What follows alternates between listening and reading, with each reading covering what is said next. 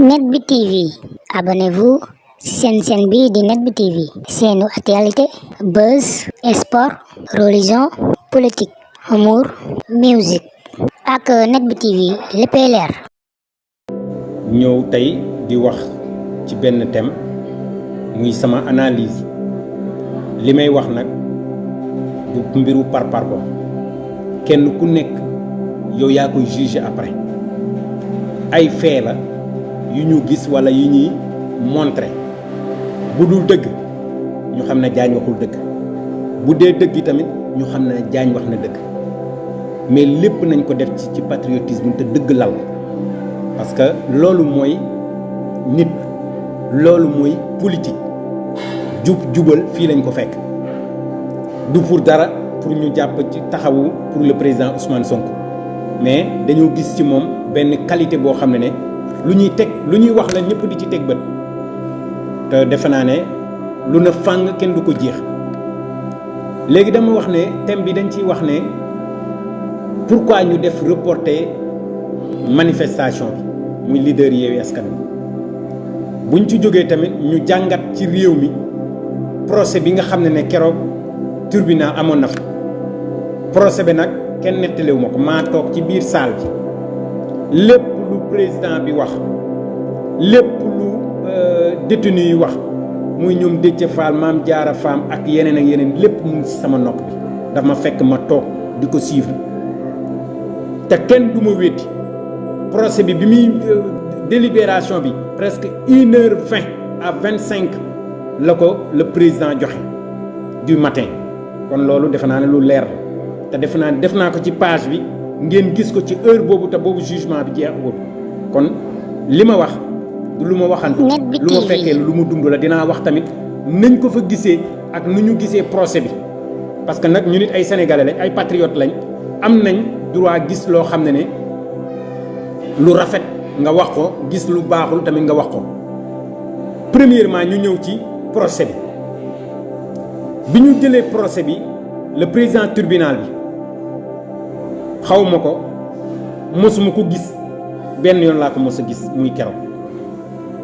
mu am geste yu bëri yoo xam ne daf ko def ñu gis ko mu ngi ree mu ngi tooñante ak avocat yi mu ngi tooñante ak ñi nga xam ne ñooy détenu yi di leen di laaj benn par benn dem nañ ba jàpp ci biir kii bi dem nañ ci ba jàpp police yi jàpp nañ jaaykatu portable koo xam ne ay habillage portable lay jaay du lu may waxantu sax man dama ko xam mu dëkk Fass man sama magasin bu ma amoon Médina maa ko doon jaay séddoo Orange Money ak ay tigoog yooyu lu ma leer la waa ji marchand ambulant la portable appuyage portable loolu lay jaay ñu jàpp ko ci ma xàmmee ko ci am koo xam ne déggul sax wolof muy Sierra Leone le président dafa wut benn interprète bu koy làkkal muy wax muy dégg ñu jàpp fa astafurlah guinéen du moins guinéen bi déggul wolof déggul français créole la dégg ñu wutaat ci salle bi koo xam ne moo koy làkkal créole pour ñu xam traduction bi moom il a juré le président daf ko ne da ngay juré pour wax ndax li ngay wax sa akulaay taala kon li may wax xam naa ko ñëpp a ngoon ca salle bi ku nekk ci salle bi rek na ma wét bu dee li may wax du bëgg ñu laaj ñëpp jàpp ñoo xam ne ay tisserand lañ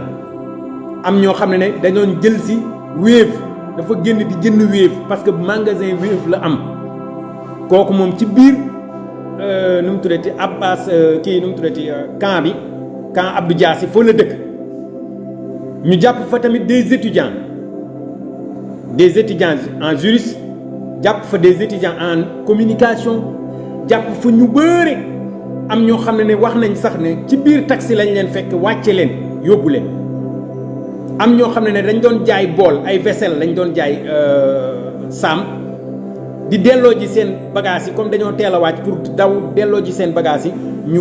bi ñuy retourné ci lañ leen jàpp kon ñi ñu jàpp bëri na ci ñoo xam ne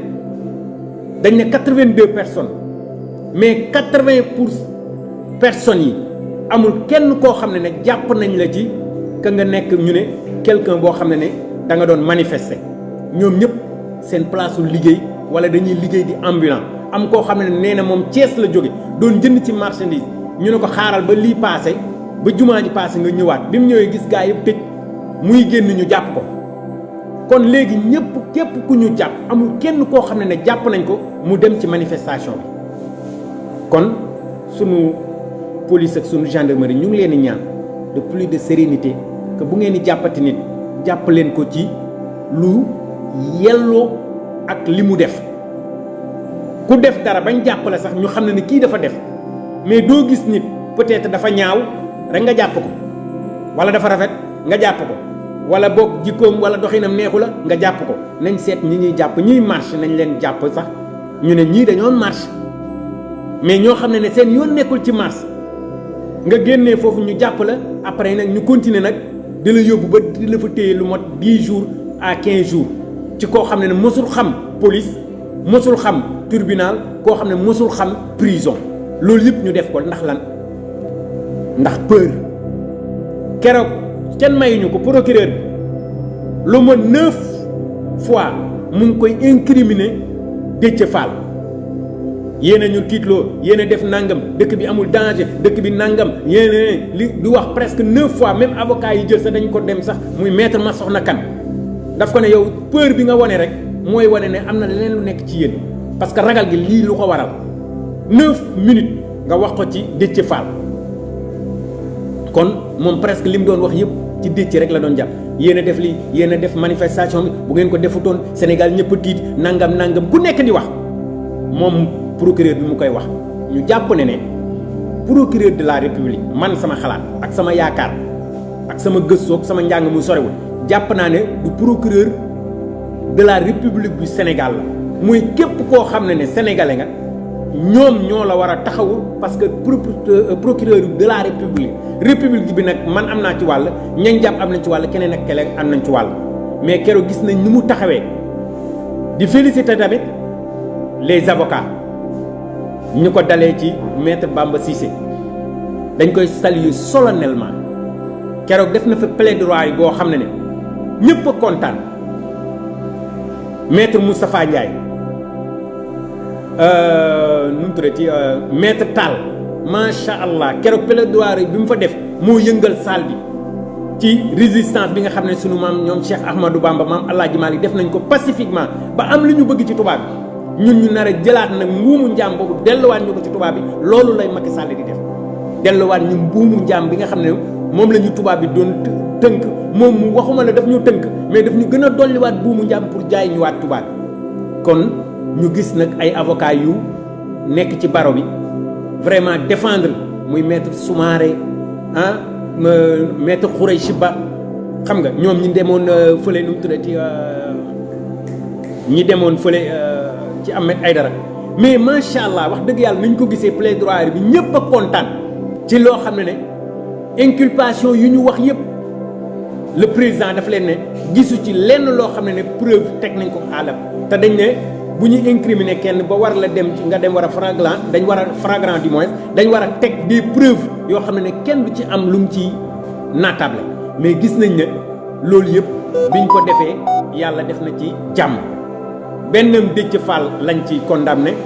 te 6 mois de sursis muy 6 mois yoo xam ne mooy bul def problème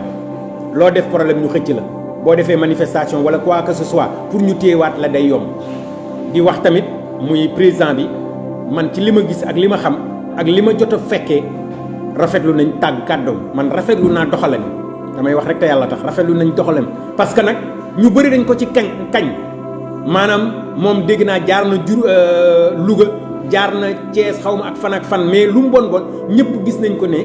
il a le sens du patriotisme maanaam day doxal rek liy yoon ñu jàpp tamit ci président tribunal bi nga xam ne moo nekk Géejuwaay aussi tamit ma dégg ci tamit ci kii Ahmed Aïdara bu njëkk bi lépp mu ne lépp lay doxal ci yoon di remercier tamit tous les présidents tribunal ñoo xam ne yoon moo leen fi teg te ñu defal lu dul dëgg ñu ngi leen koy sant parce que nag ku def lu baax nañ la ko nangul ku def safaan bi tamit ñu xam ne kii def na safaan bi loolu kenn waxuñu ko ñoo ko fekkee kon nag yeneen présidents yi tamit ñu def tamit rôle bu am solo loolu mooy wane mooy démocratie gis nga pouvoir kenn ku nekk dafa am wàll Macky Sall dafa am wàll yéen tribunaux yi am wàll justice bi am wàll assemblée am wàll mais assemblée moom wàllam moom jaay na ko kon nag tribunal bi ñu yaakaar xam ne ne yéen bu problème amee ci yéen lañ mën a dawtu ñu am ci yéen yaakaar te gis nañ procès bi ni ngeen ko doxalee dañ koy rafetlu dañuy wax rek te yàlla tax du question nag li ngeen leen bàyyi mais dañ leen jàppatoon ci yoon buñ leen jàppoon ci yoon ñu bàyyi leen lu dul yoon dinañ xam ne kon ñun far moo tax ñuy wax mais dañ leen jàpp ci lu yoon parce que bu ñu jàppee un député de la république boo xam ne mu ngi nekk à session du moins ñu jàpp ko mu génn bureau ci kii parti politique am siège am génn ñu jàpp ko kooku xam nañ ne jàpp nañ ko ci lu dul yoon te même bu ñu ko jàppee lu mu bon waroon nañ ko mën a juger te nee nañ képp ku ko juger sax ba indil ko jafe-jafe sax yoon dafa war a dal sa kaw loolu defe naa ne avocat yi plaidé nañ ko te wax nañ ko lépp leer su suñu bopp ñun ñu xamutoon sax li bëri ci yoon keroog suñu xol sedd na ci avocat yi ni ñu ko plaideel di remercier tous les avocats ak ñëpp ñoo xam ne ñëwoon nañ soutenir ñu duggoon ci salle bi ak ñi dugg ci salle ak ñi nekk ci kër yi nga xam ne seen xol yeeg seen xalaat yëpp mu ngi woon pour ñëw assister kii bi nu mu tuddee assister palais de justice bi ñëpp ñu ngi leen di sant di leen gërëm léegi nag bu ñu jógee ci loolu ñu ñëw nag ci lu tax ñiy reporter muy waa Yewwi Askan Wi Sénégal dafa métti Sénégal dafa nit ñi dañoo sonn dañoo damm dañoo taay mais tey ñëpp seede nañ Net Bi TV que président Ousmane Sonko bi ñëpp doon wax nitu ay la toujours mu ngi leen di wan ne jàmm ko tax a jóg te njëriñu réew mi ko tax a jóg 8 mars daaw 21 bi ñëpp jeunesse bi génnee manifester ba mu am 14 morts xale yi ci boppam dañ ne jëloon décision ne dañuy dem palais mu ne leen bu leen dem palais loolu du seen wareef ñun ay patriote lañ nañu toog ba élection jot ñu jëlee ko fi ci jàmm kon loolu wane na kii patriote jàmm ko tax a jóg lu ñëpp teg bët la du lu ma waxantu yéen a ko gisandoo yéen a ko déggandoo déclaration yaa ngi fi leneen ak leneen mu ngi fi tey tamit ñu gisaat leen Sénégal mu am lu mu waxoon ñëpp doon xaar que fitna bu amee tey Ousmane Sonko indi na ko nangam parce que moo waxoon day génn mu wane tant le sens du patriotisme wane ne réew mi moo ko ñulug réew mi rek la bëgg a jot ci jàmm yeneen leaders yi muy Khalifa ak ñoom Aïda Mbodj ak ñoom Déthié Fall ñoom it ñu wane grandeur ñoom ñëpp kon wane nañ ne carrément réew mi rek moo leen yitteel kon tey Sénégal ñëpp am nañ fierté ci ñoom parce que li ñu bëgg buñ ko continuer woon mooy problème dina amaat mais ñoom am nañ le sens ñii bañ gis naa sax appel bi nga xam ne Abdoul Aziz Touré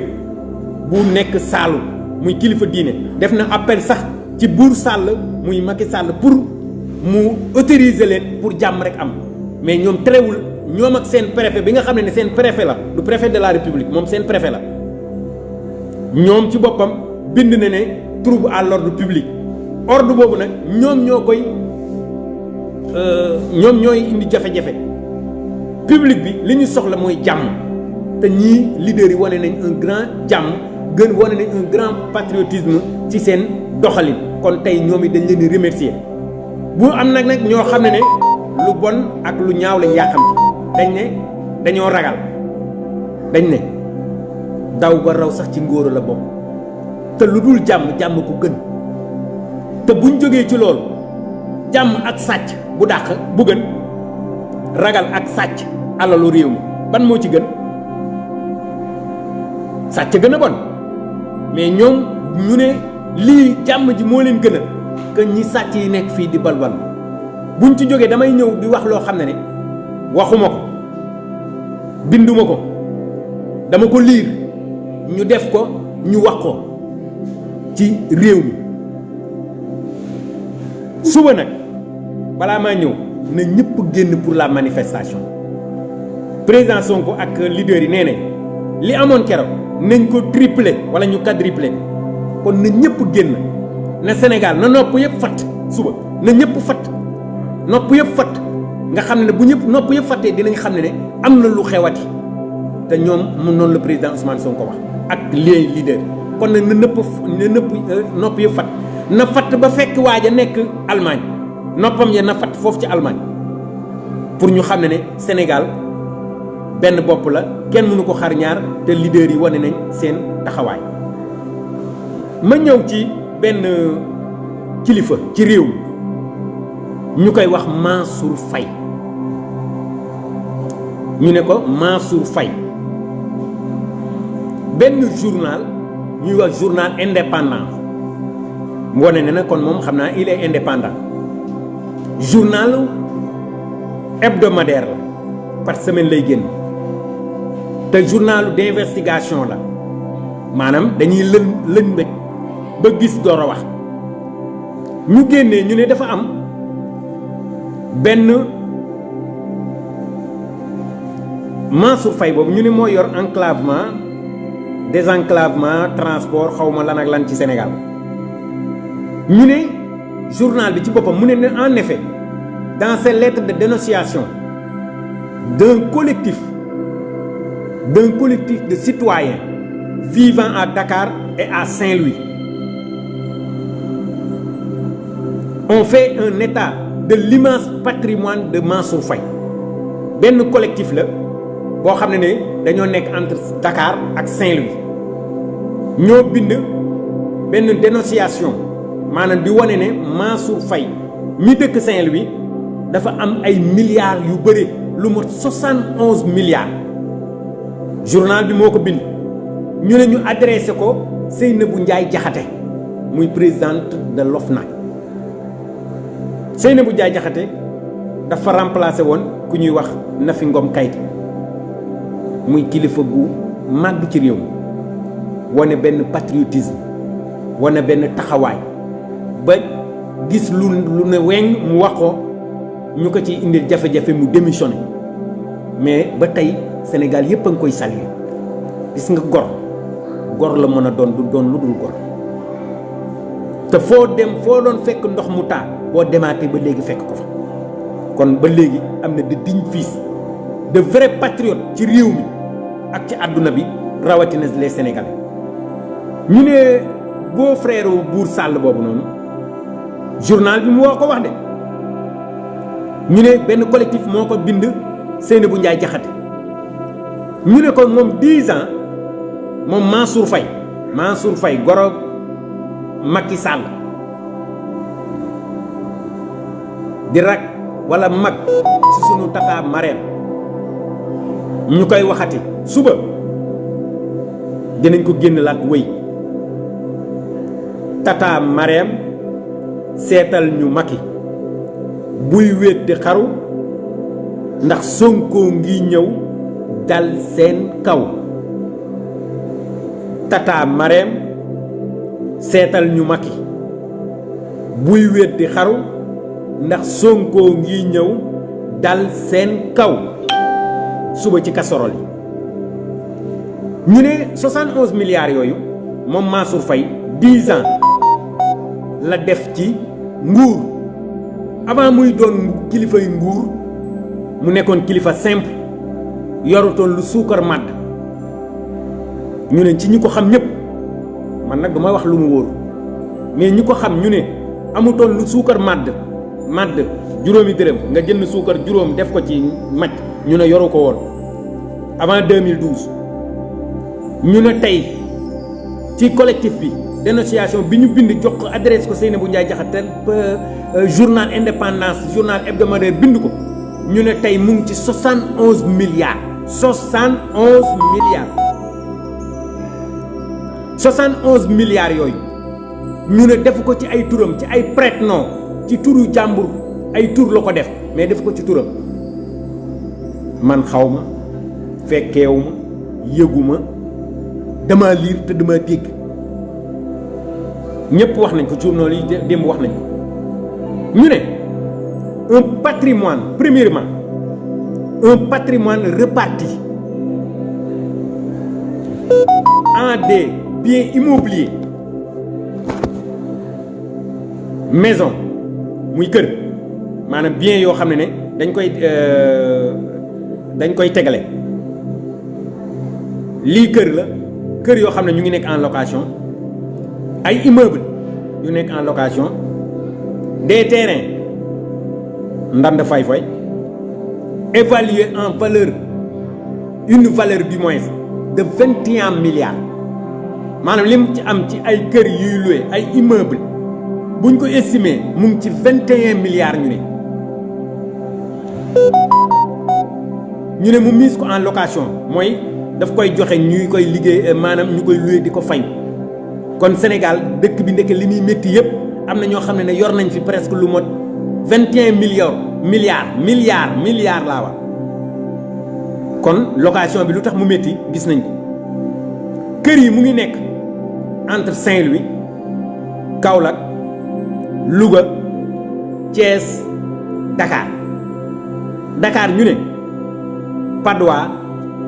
Parcelles Assainies Sicap Urbam Gibraltar HLM zone A zone B Saly Portudal et ainsi qu'à Mbour ak Mbour ñu ne patrimoine foncier boobu mu yor moom Mansour Faye de ci journal bi li mu bind ci adresse dénonciation collectif boobu nee nañ 11 800 mètres carrés am na ko ci valeur boo xam ne ñu ngi koy estimer à 2 milliards ñu ne mu am 3000 mètres carrés à Saint-Louis 3000 mètres carrés à Saint-Louis 2000 mètres carrés Kër Massar 1500 mètres carrés Kër Mbay Fall ci Ndakaar 2000 mètres carrés Mbaaw 500 mètres carrés Kounoune 1000 mètres carrés Diass 1000 mètres carrés à Yoff et une ferme agricole de 5 hectares à Bango ca Saint-Louis ferme agricole boo xam ne lépp a nga fa ferme boo xam ne lépp a nga fa nagak lépp lu jëm ci fas ak naga xar ak lépp volaille ak lépp a nga fa ñu ne boobu à Bango ñu ne sera propriétaire de 20 immeubles subhanallah yow réew mi ndekee am na man xam naa waroon naa maye sama rakk wala sama dara ci ku mel nii subhanallah wéen ñu ne ñu koy évaluer ci 32 milliards ci loolu estimation kër googu rek kër yeeg terrain yeeg yooyu ñu ne ak lépp daal bu ñu ko boole war na nekk presque 32 milliards ñu ne avec notamment 3 am na ko Saint-Louis ci immeuble yi 2 cité kër góor gi cité kër góor gi nga xam ne Ousmane Sonko am na fa benn kër moom mi defoon 15 ans impôt et domaine ma continuer ba pare sax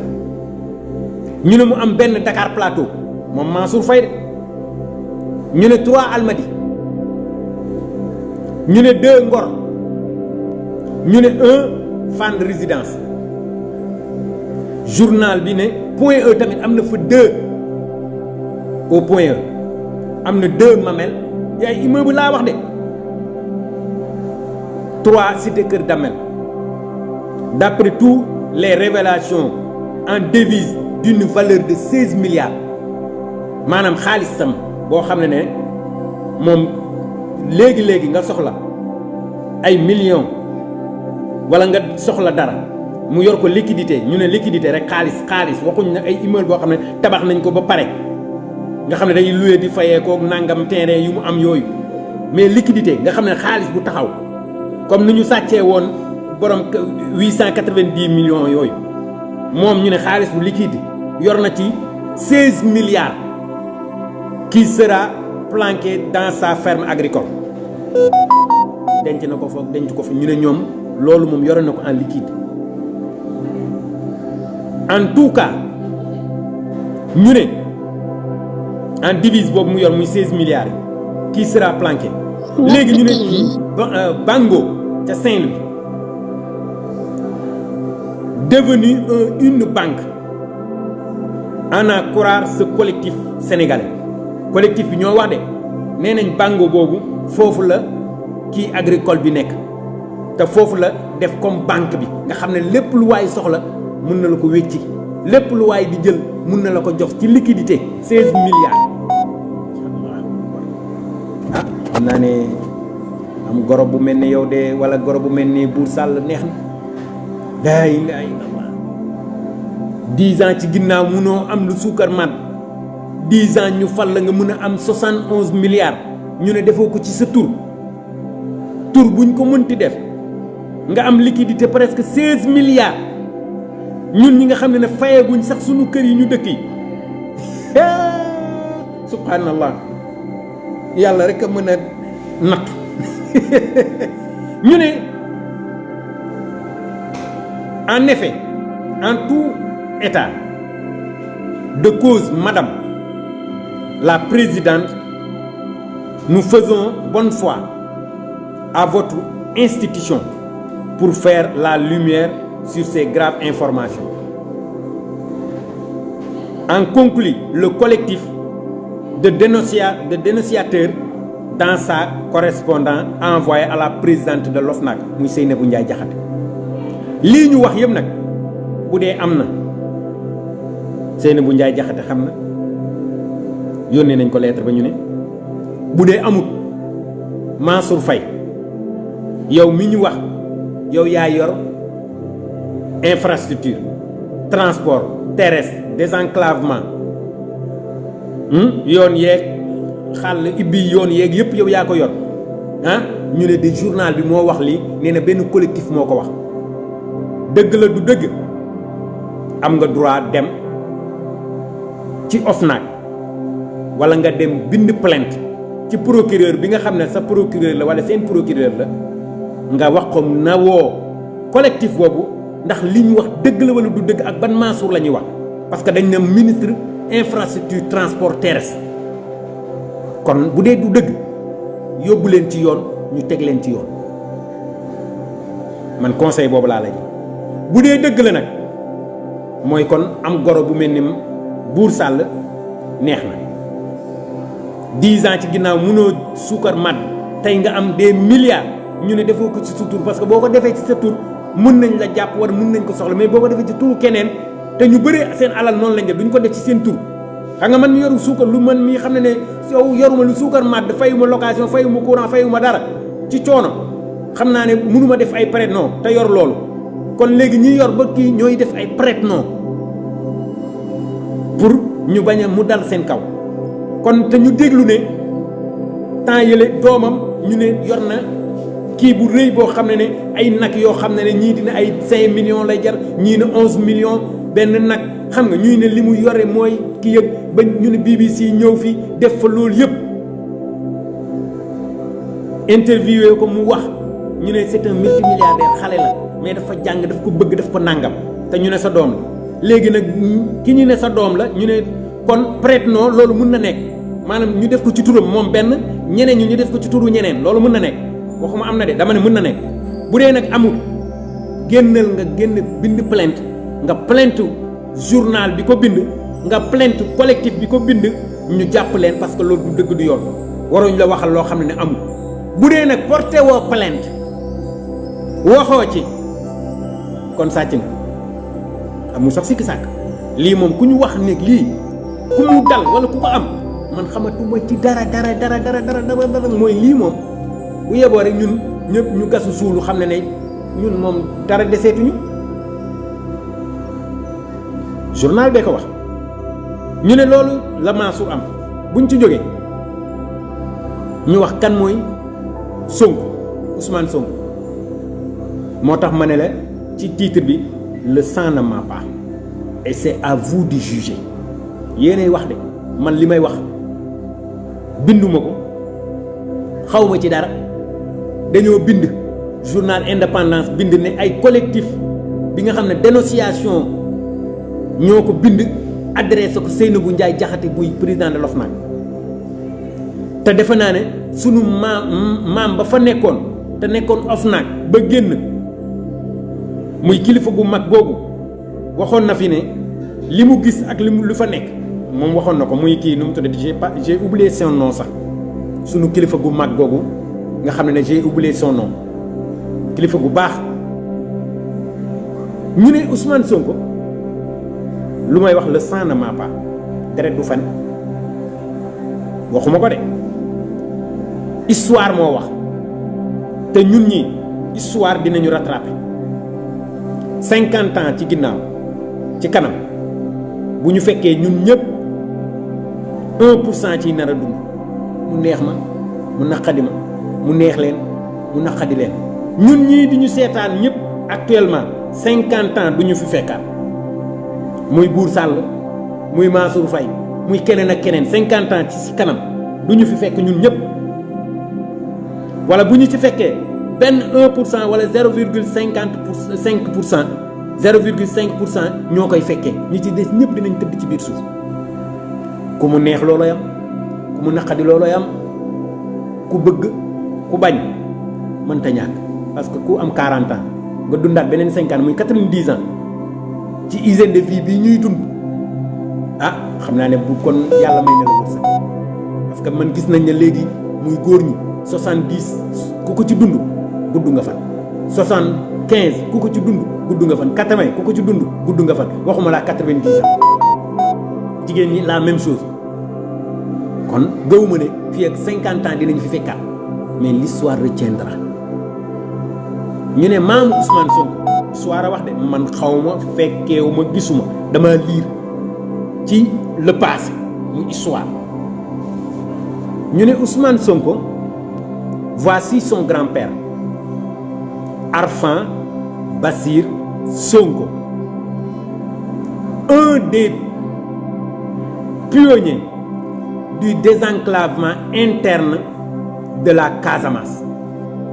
bokkoon na ci ñi nga xam ne ñoo doon ibbi Casamance ñu désenclavé ko ba nga xam ne lu nekk kenn ku nekk di ci mën a gis boppam. man maa ngi door a comprendre Ousmane Sonko mos naa ko dégg le président Ousmane Sonko mu ne dafa bëgg monnaie ñu bëri di tëb di dal ndekeen le deret du mat du fen ngeen baal ma ci kàddu deret du wax lu dul dëgg ci kàddu googu moo maa ngi jéggul deret du wax lu dul dëgg ñu ne kon pour may leen facilité mooy désenclavé nga xam ne ki nekk biir Casamance dina mën a dem Bignona kee dem Ziguinchor kee dem Sédhiou zone yooyu kenn ku nekk mën di génn di lijjanti sa bopp di defal ay échange loolu moo doon tax côté boobu di naan ñu ne maamu Ousmane Sonko muy Arfan Bachir Sonko ñu ne ci pionnier ñi nga xam ne sanc nañ loolu pour foofu ibbeeku bokk na ci histoire a wax de man dama ko lire bu dee amul historiens yi dañ ma ne amul loolu amul dama ko lire rek ñu ne après Baboucar Sagna plus connu du nom de Sagna yéen Ziguinchor waaye xam ngeen que man xaw ma Ziguinchor qui a donné à la route du Blouf ki nga xam ne yoon bi ñu tuddee Blouf muy Sagna kooku noonu tuddoon Baboucar Sagna yoon bi ñu tuddee Blouf sa première configuration moo fexe ba yoon boobu ibbeeku moo ko def moo ko configuré moo ko créé ñu ne en 1905 Arfan Bassir Sonko muy maamu Ousmane Sonko fut désigné chef de village de Bissir ñu ne maamu Ousmane Sonko en 1905 doon na chef de village borom dëkk bu Bissir am na amul histoire yi la bu dee loolu amul contre une colonie militaire française boobu tubaab yaa ngi fi de xam naa ne 1905 moom tubaab yaa ngi fi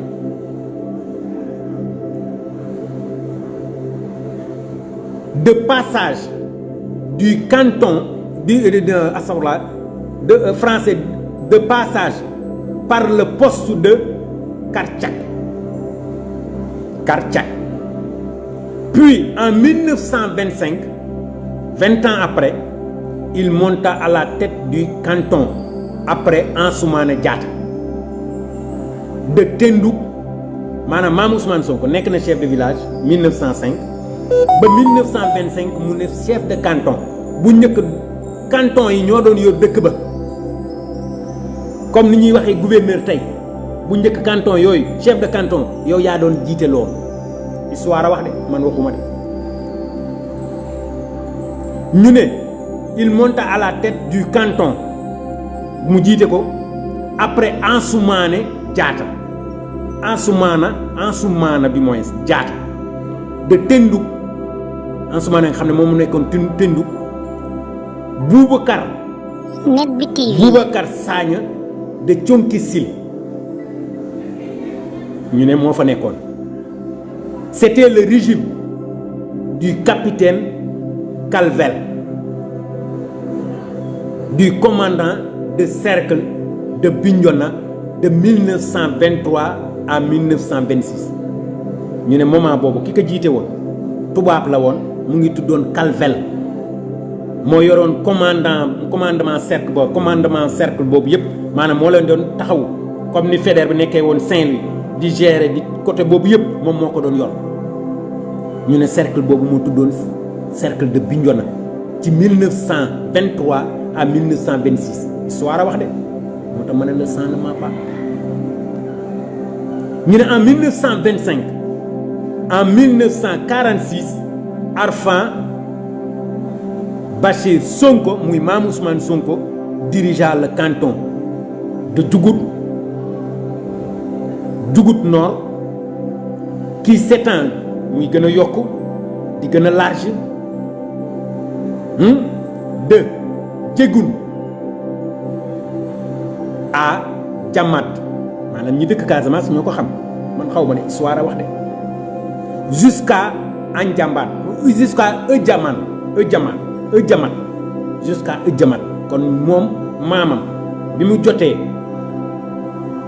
canton bi chef de canton fexe na ba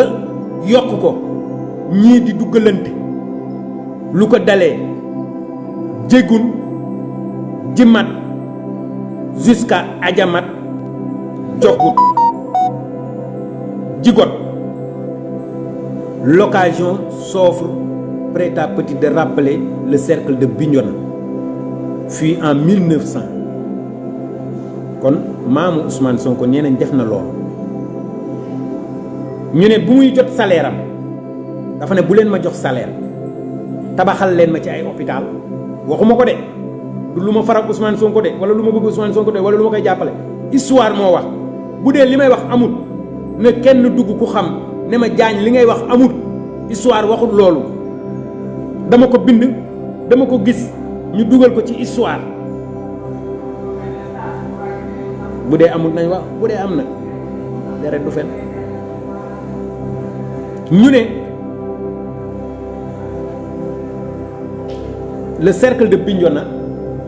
fut créé le 20 novembre 1917 et sa division mooy mu toj ñu dispersé wu 17 avril 1924 dans un environnement de l'époque fortement imprégné kon loolu moo jeexal kon Mame Ousmane Sonko cercle la yore woon doonoon commandant doonoon chef de canton kon Ousmane Sonko li mu kii daf ko naam maanaam nit lu mu macc loolu lay taxamti ko waxuma ko de léegi man ma jàpp ne loolu Ousmane Sonko def yëpp ak ñii li ma gis ci ñoom ñii yor fi des milliards ci diggante 10 ans est-ce que le sang ment te ren wax lu dul nit ki li mu macc rek lay taxamti kon li may wax waxatuma ko ngir dara dama ko wax ngir am na wala amul te dëgg bu dee dëgg la xayru bu dul dëgg nañ ñu démentir moo tax gor ba léegi ñu ngi ci réew ñu wax ci loolu nag benn proverbe bu muy dégg benn écrivain bindoon ko ñu koy wax Voltaire mu ngi bindoon Voltaire li mu wax mu ngi ko bindoon en 1918 18e siècle du moins astafurlah waaw écrivait ceci en 18e siècle xam nga ñun ñu ngi ci 21e siècle 18e siècle presque ñaata xaw ma plus de 3000 ans xaw ma nu mu tuddati 21e presque 3000 ans ci ginnaaw loo moomul ba ko fa bul ko yóbbu moomoo ko bind ko de maa ko wolofal mais li mu bind moom nee na moom Voltaire ñi ko xam ci tubaab ñi ko xam ci ñiy jàng ñi ko xam ñeneen ak ñeneen mu ne la politique est le moment et le moyen pour des hommes et des femmes sans principe diriger des hommes et des femmes sans mémoire ñi ñu jiite muy góor ak jigéen dafa mel ni dañoo yor ñoo xam ne ñi ñuy jiite maanaam ñi ñuy jiite amuñu xel te ñun gis nañ ne Sénégal fii am na ñoo xam ne ba léegi seen xel yi des na parce que képp ku ñuy jox 2000 5000 10000 15000 50000 même 80000 yi ñuy wax ne ñu ngi la koy jox nga lekk ko nga yaakaar ne fii ak 5 ans dañuy nar a toroxal sa njaboot nga lekk ko nga teg ne na am nga xel boo ko lekkee bu voté jotee bu leen woteelal ku la neex parce que comme alal bi sa alal la comme ñii ngi jël presque 71 milliards di ko def ay prêt non kon keneen ak keneen war na ko def bëgg la lu ñu leen jox lekk leen mais bu vote jotee seet leen li gën ci seen askan seetal li nga xam ne moo gën ci sa njaboot pour ëllëg ñu ne il y a 2 types de voleurs ñaari sàcc ñoom moom Voltaire ko wax de mu ne le voleur ordinaire ki nga xam ne moom sàcc faya lay def mooy celui qui vole votre argent kiy sàcc sa xaalis kiy sàcc sa portefeuille kiy sàcc sa montre wala sa leneen ak leneen kooku sàcc ordinaire mais il y a un voleur politique mooy ki nga xam ne nag mooy ponkal mi nag léegi kiy vol muy ponkal mi muy voleur politique bi c'est celui qui vole votre avenir sama avenir seen avenir yi njaboot sama avenir yi njaboot seen avenir yi yaay maam tante xale mag ki kay vol ki kay sàcc mooy politicien bi mooy kan ñii di jël sunu 71 milliards ñii di jël sunu 8 milliards ñii di jël sunu 25 milliards ñii di sunu 64 milliards ñii di jël nangam ñii 94 milliards ainsi de suite ñooñu ñooy kon voleurs yi nga xam ne ñooy voleurs de la république ñooñu ñooy voleur politique ci loolu ki ko wax muy Voltaire votre éducation bu sàccee seen avenir xam ne li war a ñëw ci seen ginnaaw yépp moom sàcc na ko seen éducation seen njàng dina ko sàcc gis ngeen ni ñuy sàccee suñu njàng ba tey xale yu bëri xamuñ lu bëri dañuy jàng te duñu gis dara wala école yi gis ngeen grève yi amoon ci professeurs yeeg yooyu vol su suñu santé sàcc suñu santé voleur bi loolu la ñuy defal maanaam voleur politique santé bi gis ngeen ni mu feebare ku feebar yoroo xaalis boo demee hôpital da ngay dee boo yoree xaalis amoo ku la jàppale amoo taxaw da ngay dee wala amoo ku la taxaw dëgg-dëgg ci hôpital yi wala lu mënti doon ci dee nga jëm gis nañ xale yi fi 17 morts yi fi nekkoon ci xale yi ay bébé lu leen ko waral fii la ameewul fenn te ci dëkk bu sell ba nee nañ la amee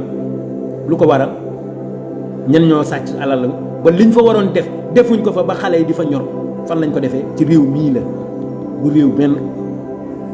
ñu ne sàcc tamit seen sourire suñu ree nu ñuy ree ñun waa ji ñu jiite sax du ree maanaam dafa jël sax lu ñu waroon ree moom mun na ko nëmm ba ñun sax mënuñu ree. ñu ne nag lan mooy différence ñaar ñi yéen laay laaj lan mooy différence voleur ordinaire bi ak voleur politique bi, la grande différence entre les deux types de voleurs. ñu ne le voleur ordinaire bi c'est vous qui le choisissez yéen a koy choisir moom mooy choisir li mu war a sàcc ci yéen mooy bu ordinaire bi. ñu ne nag voleur mooy sàcc bi nga xam ne politique bi la yéen a koy choisir mu sàcc leen. kon bu leen choisir dara ku leen di sàcc kiy sàcc bu ordinaire bi moom mooy xool li muy sàcc ci yéen mooy leen di choisir sa portefeuille sa montre sa mbaxane wala sa nang kee nag moom moo yéen yéew mi koy choisir yaa koy choisir na ko sàcc ma mu sàcc la ay milliards moom dem tudd këram yow ngay dee ci hôpital yi boo buggee jàngi am problème boo buggee transport am problème location mënatuñ ko fay courant mënatuñ ko fay ndox mënuñ ko fay dund gi métti lépp alal yooyu ñu jël muy milliards yooyu bu ñu ko dugaloon ci lekk gi nga xam ne tey faaleen yeeg ñangeen yeeg sàmbeen yi ak ngayeen yi ñoom ñëpp a nga sonn xiif ba loof buñ ko ci dugaloon defe naa ne xiif bi du mel noonu ba Macky Sall lañ gis mu dem ba Russie di wax na bele bi ñëw pour ñu mun a dund te ñun ñu yor fii suuf su na gàññ àll bu ne gàññ ndox mu ne gàññ te waxoon fi autosuffisance en 2017 ba léegi ñu ngi ci 2022 te léegi ñu ne sàcc boobu noonu ordinaire bi moom la police di traquer ñoom lay wër di dóor di def lu nekk léegi nag sàcc bi nga xam ne sàcc politicien bi tandis que moom dañ koy garder par des motards moom la ñuy garder moom sàcc bu mag nga xam ne moo sàcc sa avenir sàcc sa éducation sàcc sa santé sàcc sa xalaat ak sa lépp moom dañ koy garder nga xam ne kenn du ko jege. Je vous dis, réveillez-vous. L'Afrique a besoin de nous. Le Sénégal a besoin de nous. dinaa daaneel nag ci Nkrumah Kwame lu mu waxoon mu ne l'Afrique a besoin d'un nouveau type de citoyen dévoué comme le président Ousmane Sonko, modeste comme le président Ousmane Sonko, honnête njub du lu ñu werante benn kër 250 millions 250 000 du moins moo nekk sama compte beneen bi 0 franc benn kër benn oto 15 ans impôt et domaine yor maanaam di doon seeti ñi nga xam ne c'est des multimilliardaires moom moo doon def seen impôt seen fiscalité seen lépp te mosuma ci lekk benn dërëm te def ci 15 ans yorul ay millions yorul ay milliards ñi def 10 ans yor des 71 milliards ak ay 25 milliards 8 milliards 94 milliards ainsi de suite ainsi de suite ainsi de suite ñu ne est bien informé il est bien informé muy le président et qui renonce à lui-même maanaam li mu bëgg da koy joxe te li mu bëgg joxe na ko ñëpp gis nañu et horreur et la vanité koo xam ne day yëg boppam di gis boppam di yëg boppam un homme nouveau dont la force soit l'humilité nit day am tolluwaay am yëguwaay am benn grandeur la grandeur et l'intégrité loolu yëpp gis nañ ko ci le président Ousmane Sonko kon bu ñu woowee ci panafricanisme war nañ ko ci fekk parce que loolu Nkrumah moo ko waxoon te loolu gis nañ ko ci kenn wala ci ñenn rawatina le président Ousmane Sonko kon amatul lenn lu ñuy wax. L'Afrique a besoin de nous. L'Afrique a besoin des hommes comme président Ousmane Sonko, que de nouveaux types d'Africains, de nouveaux types sénégalais, dévoués, modestes, honnêtes, bien informés, avoir l'humilité, humanisme, bëgg sa réew, bëgg sa bopp li nga bëgg li nga war a am nga jox ko askan wi te toog loolu laa ci amoon lu may wax di nuyu ñëpp di baalu ñëpp àq bu dee li ma wax amul nañ ma démentir bu dee li ma wax am na nañ ko dugal ci ay ci xel seet li war a ñëw ëllëg mu bañ ñu nax suba ne toutes les Sénégalais génn Tata Marème seetal ñu Macky bul wéet di xaru ndax Sonko ngi ñëw dal seen kaw. Net Bi TV. Sonko mooy suukaru Sénégal ku ko bañ doo ndékki di xoromu Sénégal ku ko bañ doo añ doo reer kon Sonko suukar la ku ko bañ doo ndékki Sonko xorom la ku ko bañ doo añ te doo reer loolu laa ci amoon lu muy wax wa asalaamualeykum wa rahmatullah taala wa barakatu